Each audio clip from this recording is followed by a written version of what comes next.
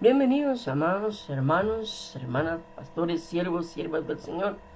Bendiciones. Vamos a continuar con la parte 8 de estudio de los testigos de Jehová. Reputación bíblica a la doctrina de la aniquilación. Al pensar en la aniquilación del alma, entonces derrumban todo lo relacionado al mundo espiritual. No pueden explicar la existencia de los ángeles, es un tema que ellos no pueden explicar. No pueden explicar la aparición de Moisés, Elías en Lucas 9:30, porque acuérdense que la doctrina de la aniquilación, la persona es totalmente destruida. Entonces es un pasaje que ellos no pueden explicar. Lucas 9:30, no saben qué decir con respecto a este pasaje en la aparición de Elías y Moisés en este evento de la Biblia. Si el alma muere cuando el hombre muere, ¿de dónde salieron ellos? Tampoco pueden explicar las palabras de Pablo en Filipenses 1:21 al 23, porque para mí el vivir es Cristo y el morir es ganancia, y partir y estar con Cristo, lo cual es mucho mejor, dice Pablo. Es un pasaje que tampoco saben qué explicar, no saben qué decir al respecto. La escritura enseña que el alma sobrevive a la muerte corporal. Cada ser humano posee un espíritu y un alma, los cuales están perfectamente unidos y son eternos. La entidad espiritual del hombre regresa a Dios que la dio, Eclesiastés 12:7, que es el aliento de vida. No dice que es aniquilada juntamente con el cuerpo, de ninguna manera. Vamos a continuar. Sigue diciendo que es aniquilada juntamente con el cuerpo. Si así fuera, no se explica la muerte de Cristo, no se explica el porqué de la predicación del Evangelio, ni el llamamiento a vivir una vida de santidad. Tampoco se explica pasajes que hablan de un tormento eterno para el diablo y sus seguidores, como Apocalipsis 14, 9 al 11. ¿Cómo sería esto posible si al final el alma es totalmente aniquilada? Ahí es donde uno también entra en esta controversia con respecto a esta doctrina de la aniquilación.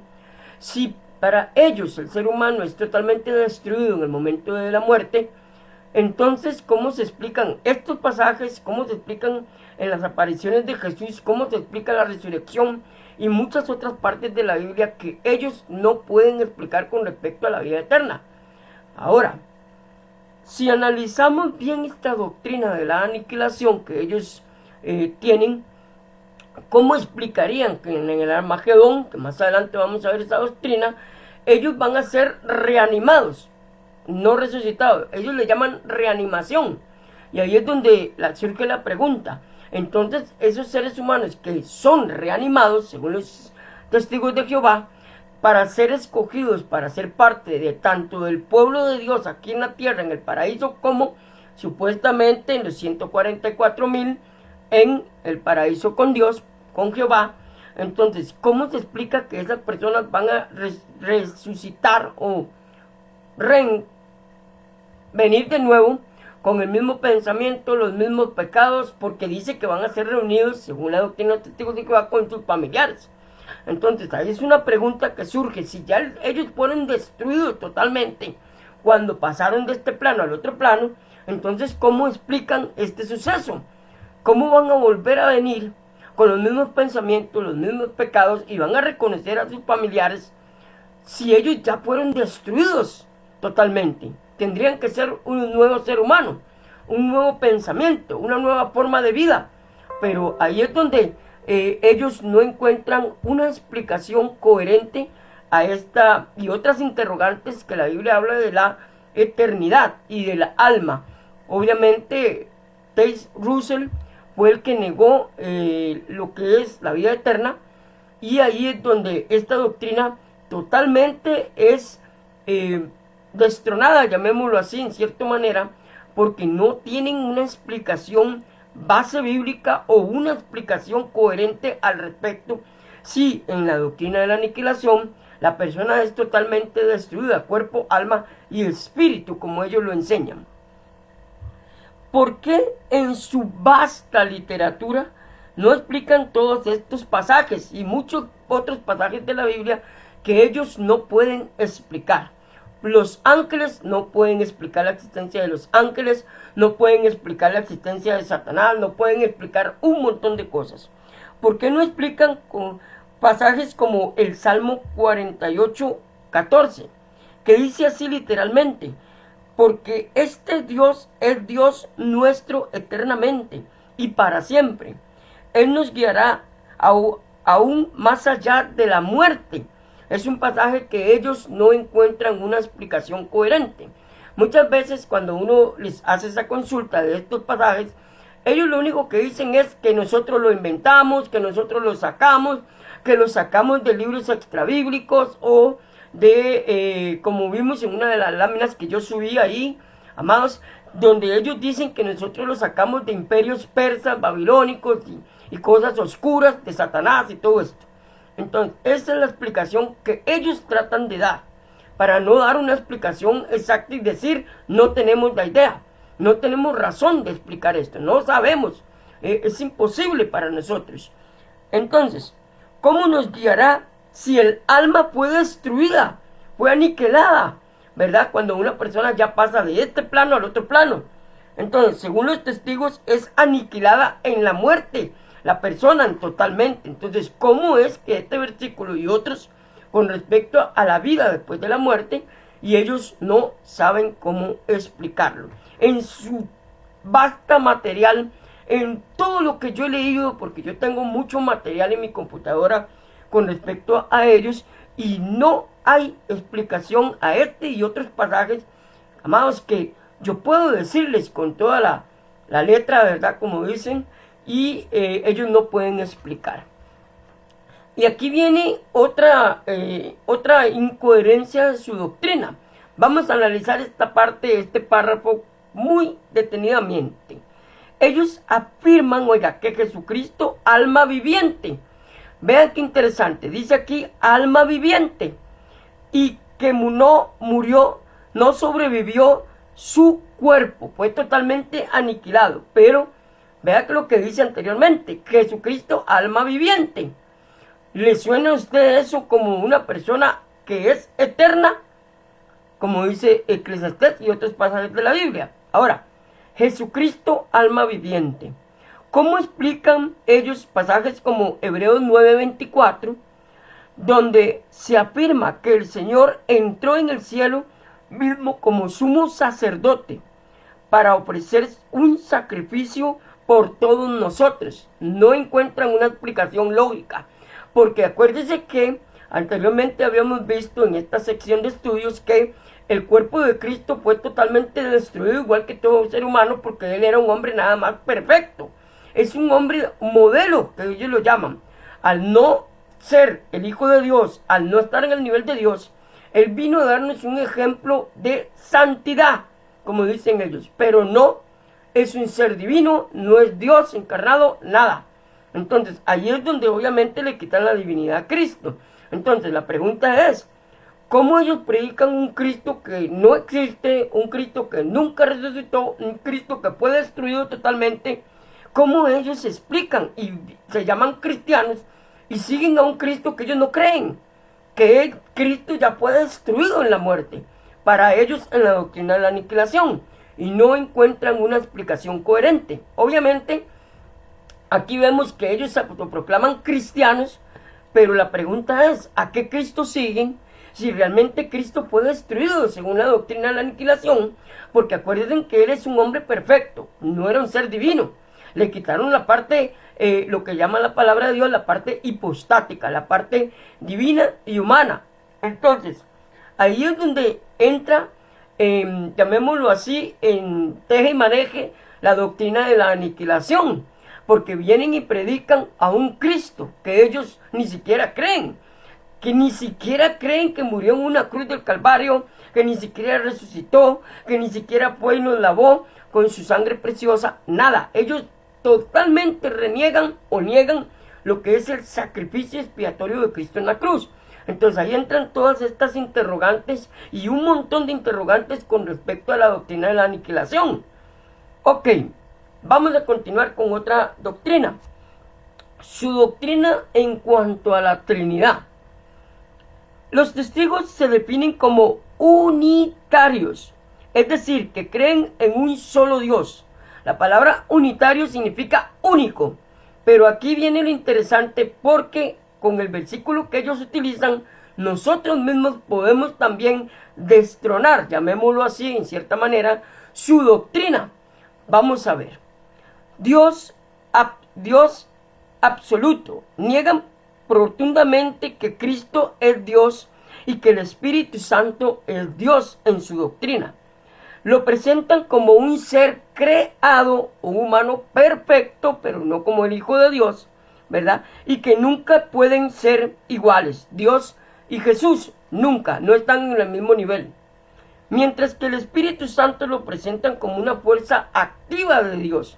Lo presentan como la luz, lo presentan como el agua, lo presentan así. Entonces vean qué interesante y vean lo que dicen literalmente en sus libros de El Despertar, el Atalaya y otras secciones de la Biblia de ellos. Dice literalmente así, voy a leer literalmente.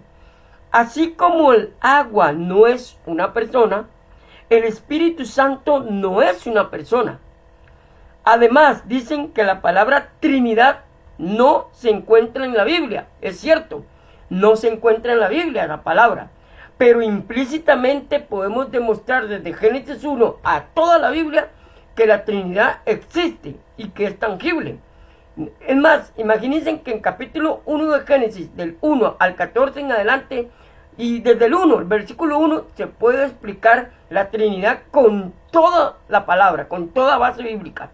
Sin tener que ir a toda la Biblia, solo ahí en ese capítulo 1 ya podemos explicar la Trinidad desde el Génesis, desde el inicio de la creación. Ok. Reputación a la doctrina de la Trinidad. Es un tema bastante amplio, pero acuérdense que aquí estamos tocando una por una, un poquito de cada una y haciendo parte apologética, porque así nos ayuda a aprender. Al negar la Trinidad, niegan toda la esencia de Dios, claro. Él siempre se manifiesta en tres personas y esas tres personas están perfectamente, unidas en un solo ser. Y aquí es donde viene, amados, que es importante que usted tome esto que le voy a decir para que lo aprenda, lo memorice. Acuerden que los testigos de Jehová, ellos memorizan. Recuerda que anteriormente hemos visto y aprendido todo lo que ellos saben es por memorización. Ahora, viene alguien y destrona, llamémoslo así, su doctrina, porque ellos vienen con un estado de memorización. Ellos ya vienen mecanizados, como llamo yo. Todos son entrenados exactamente igual y piensan exactamente igual. ¿Por qué? Porque ellos son entrenados de esa forma. Pero si viene alguien y les rebata con versículos de la Biblia estas doctrinas, ellos no saben. Ellos lo que hacen es, no sabemos, no podemos explicar, eso no lo entendemos y salen y se van. Y aquí es donde, con un versículo que ellos utilizan para, según ellos, reforzar que no existe la Trinidad en la Biblia, va y negar la divinidad de Cristo y del Espíritu Santo, con ese mismo versículo usted y yo vamos a destronar, como digo yo, su doctrina sobre la existencia de la Trinidad en la palabra. Vamos a leer. No hay un solo libro de la Biblia que no revele, la Trinidad. Desde el Génesis del Apocalipsis tenemos mucha base. Es increíble el material que hay sobre que existe la Trinidad. Aunque la palabra no está, es cierto. Pero no significa que no existe, que no hay base bíblica para representar la Trinidad en la Biblia. Claro que sí. Ok. Uno de los pasajes favoritos de los testigos de Jehová para atacar la Trinidad es Deuteronomio 6:4.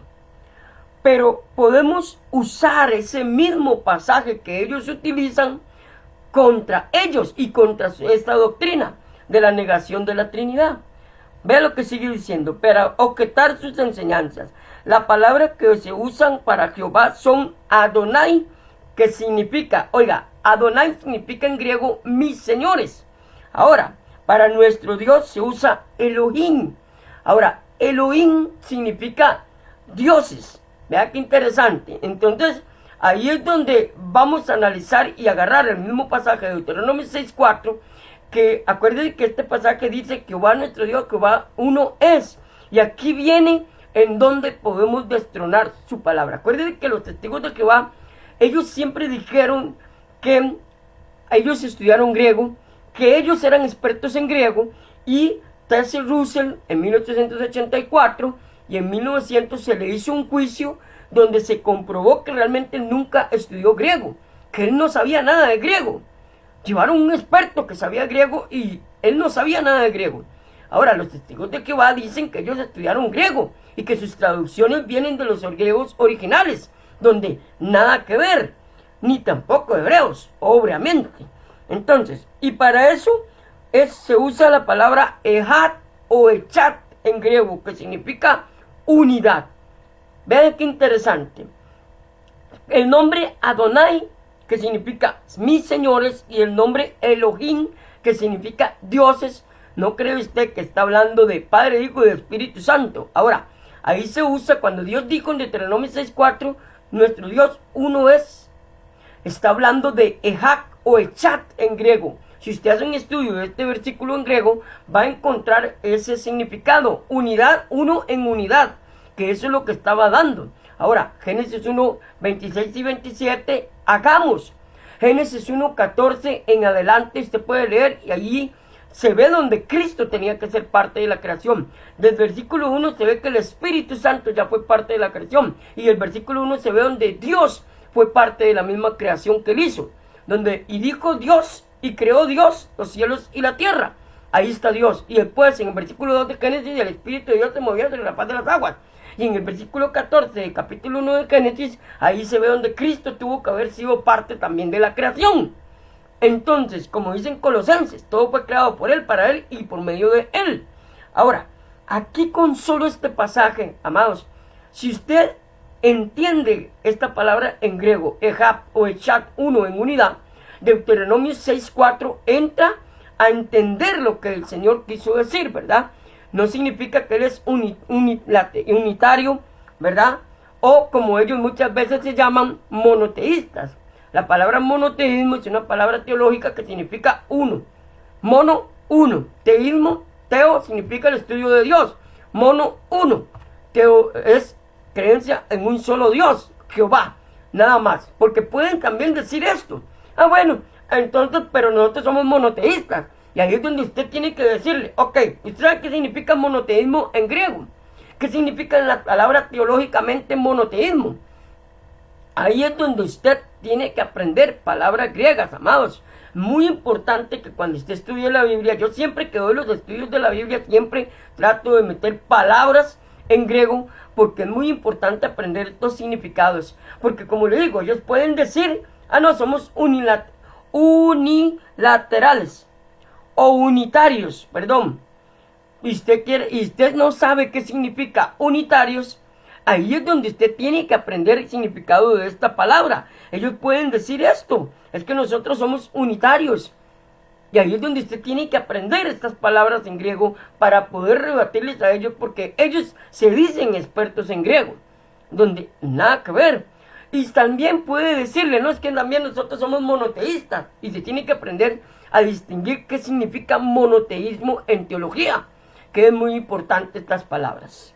Ok, y vemos que ya con solo este pasaje, amados, hemos destronado la doctrina de la Trinidad para ellos. Con solo un pasaje, sin tocar todo el montón de pasajes donde se enseña claramente la existencia de la Trinidad. Ok, las Escrituras enseñan que hay un solo Dios verdadero, ejat o echat, pero con pluralidad de personas. Que eso es lo que quiere decir Deuteronomio 6:4, uno en unidad, ejat o echat en griego.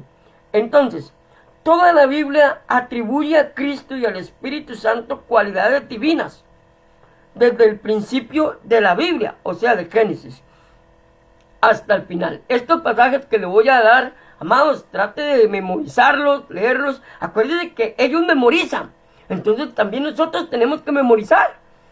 Simple y sencillamente. Si ellos vienen a atacarnos, nosotros también tenemos que tener defensa de nuestra fe, apologética, con respeto, con mucho amor hacia los testigos de Jehová, para que ellos vean la verdad del Evangelio de Cristo.